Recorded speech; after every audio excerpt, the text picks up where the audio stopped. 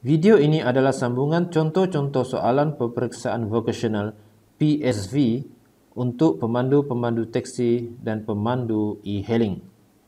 Ini adalah soalan set 2 untuk siri yang kelima bagi soalan 41 hingga soalan 50. Soalan 41. Kaedah 15. Kaedah-kaedah kenderaan perkhidmatan awam, perlesenan dan kelakuan pemandu, konduktor dan penumpang, 1959. Mengkehendaki pemandu sentiasa bersikap: 1. Hendaklah berpakaian sopan dan dengan kekemasan dan kebersihan yang munasabah. 2. Tidak boleh merokok di dalam kenderaan semasa perjalanan atau apabila anda penumpang yang berada di dalam kenderaan.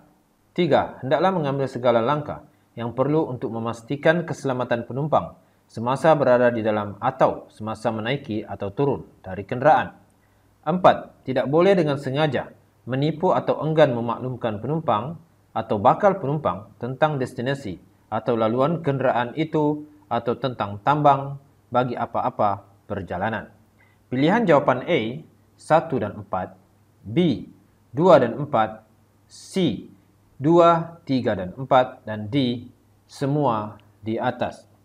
Jawapan untuk soalan ini ialah D, semua di atas. Soalan 42. Suatu tanda pengenalan diri yang melayakkan seseorang untuk memandu kenderaan perkhidmatan awam. Apakah yang dimaksudkan dengan kenyataan ini? Pilihan jawapan A, kad pengenalan, B, kad kuasa, C, kad pemandu, dan D, kad teksi. Jawapan untuk soalan ini ialah C, kad pemandu. Soalan 43. Pemandu dibenarkan untuk menghantar penumpang ke destinasi di luar zon kawasan operasi dan dikehendaki untuk kembali ke kawasan operasi yang telah ditetapkan dalam masa tempat kosong selepas menurunkan penumpang. Pilihan jawapan A, 6 jam, B, 12 jam, C, 24 jam, dan D, 48 jam.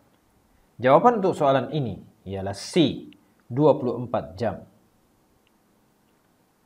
Soalan 44.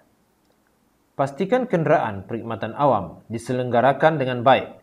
Pemeriksaan berkala boleh dilakukan di tempat kosong. Pilihan jawapan A, JPJ, B, APAD, C, Puspakom, dan D, bengkel. Jawapan untuk soalan ini ialah Puspakom. Soalan 45. Pilih alat-alat kecemasan yang perlu ada di dalam kenderaan perkhidmatan awam. 1. Alat pemadam api. 2. Jaket keselamatan. 3. Segitiga kecemasan. Dan 4. Minyak petrol. Jawapan pilihan A, 1 dan 2. B, 1 dan 3. C, 2 dan 3. Dan D, 2 dan 4. Jawapan untuk soalan ini ialah B, 1 dan 3. Soalan 46. Pemandu hendaklah memastikan dokumen-dokumen berikut masih di dalam tempo kuat kuasa dan berada di dalam kenderaan semasa beroperasi. Seneraikan dokumen yang berkaitan. 1. Salinan lesen pengendali yang disahkan oleh APAD. 2. Salinan permit perkhidmatan yang disahkan oleh APAD.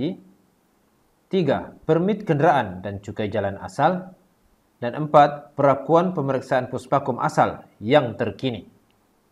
Pilihan jawapan A, 3 sahaja. B, 3 dan 4. C, 1, 2 dan 3. Dan D, semua di atas. Jawapan untuk soalan ini ialah D, semua di atas. Soalan 47. Pemandu hendaklah memastikan kenderaan berada dalam keadaan kemas. Seneraikan langkah-langkah yang perlu dipatuhi. 1. Tidak dipenuhi dengan hiasan atau pelekat yang diletakkan di papan pemuka kereta atau dashboard, pintu kenderaan, atau pada dinding matahari atau visor.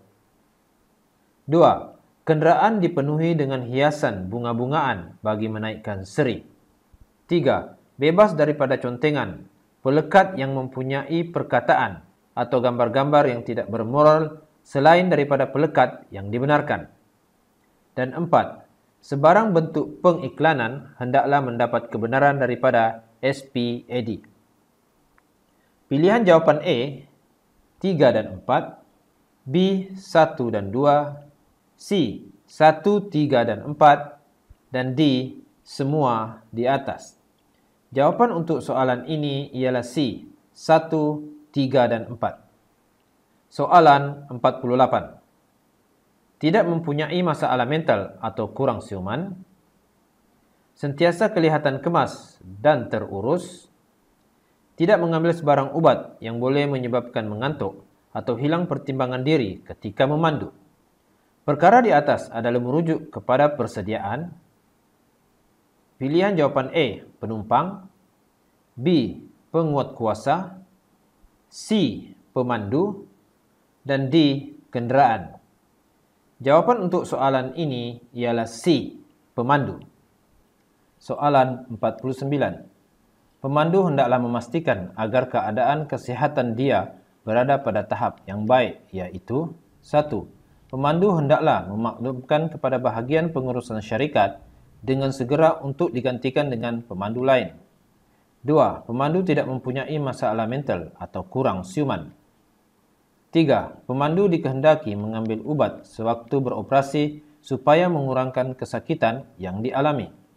Dan 4. Pemandu yang mengidapi penyakit berjangkit seperti sakit mata, batuk, selesema dan sebagainya dilarang untuk memandu teksi sehingga sembuh. Pilihan jawapan A 1 dan 4, B 1 dan 3, C 1, 2 dan 4, dan D 1, 2 dan 4. Jawapan untuk soalan ini ialah C 1, 2 dan 4. Soalan 50. Tumpuan sepenuhnya hendaklah diberikan terhadap pemanduan sepanjang perjalanan. Semua pemandu hendaklah mematuhi perkara-perkara berikut. 1. Penggunaan telefon bimbit adalah dilarang ketika sedang memandu. 2. Mematuhi papan tanda lalu lintas dan lampu isyarat. 3. Memberi laluan kepada pejalan kaki untuk melintas jalan. Dan 4. Memberi isyarat untuk membelok sekiranya hendak berhenti atau mengambil dan menurunkan penumpang. Pilihan jawapan A 1 dan 4, B 2 dan 3, C 1, 2 dan 4, dan D semua di atas. Jawapan untuk soalan ini ialah D, semua di atas.